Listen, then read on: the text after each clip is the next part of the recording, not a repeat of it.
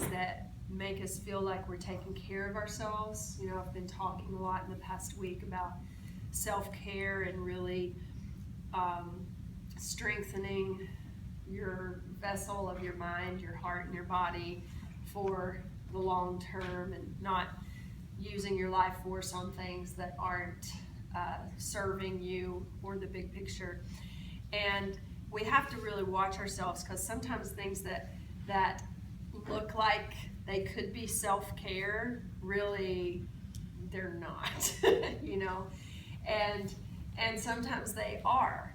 So we have to be in this place of real moment-to-moment awareness.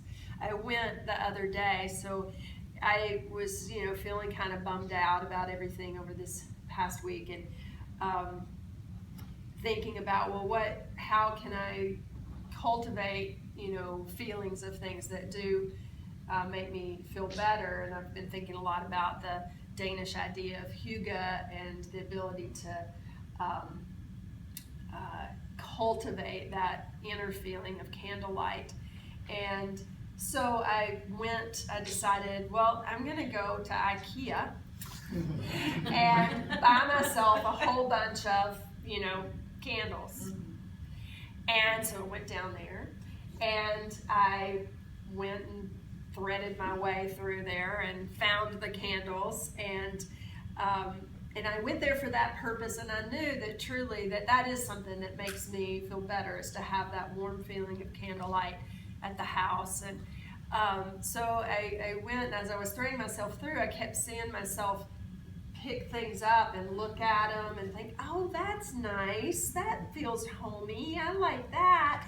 And then I'd be like, oh, wait a minute, because the candles, in the one hand, they were like actually knowing myself and knowing what gives a little bit of soothing, and then, you know, the ceramic pitcher was like trying to numb myself out, right?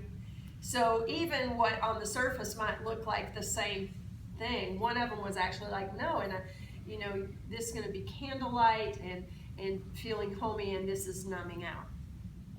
And the thing is that it can be that way even with things that seem on their surface helpful in the moment. So lots of times when things are really stirred up, that we go into a mode, when we get pulled up, we go into a mode that's of doing. And that mode of doing, in yoga, the word is rajasic. And it's like a fire that moves you towards doing. Now, doing can be a great thing, and you want to, but sometimes just doing for doing's sake, as a self-soothing technique, it might feel good in the moment, but the thing that you've chosen to do in the big picture is maybe not serving.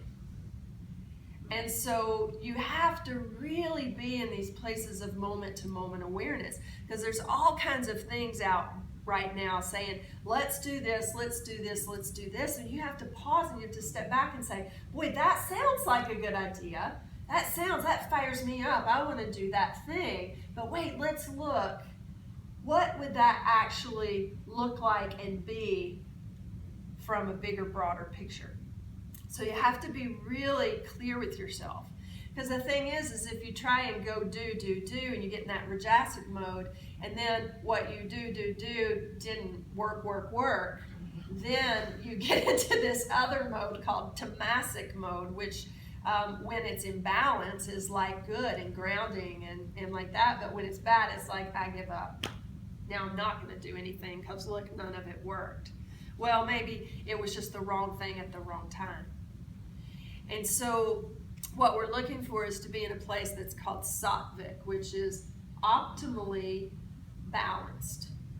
Optimally balanced means that it's dynamically balanced. It's going to change from moment to moment what is the balanced choice to make.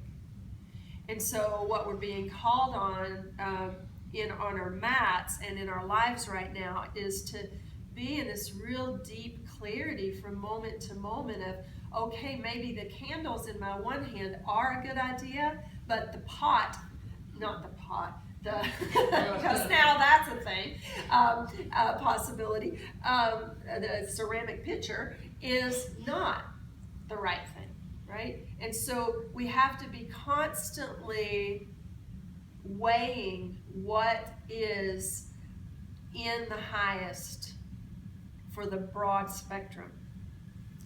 And it's different from mat to mat. It's different from moment to moment, even on the same mat.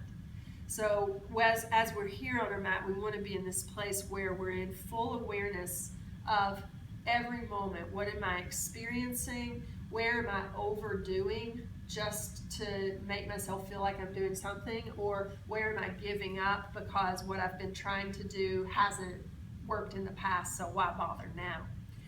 And so this is the gift of practice.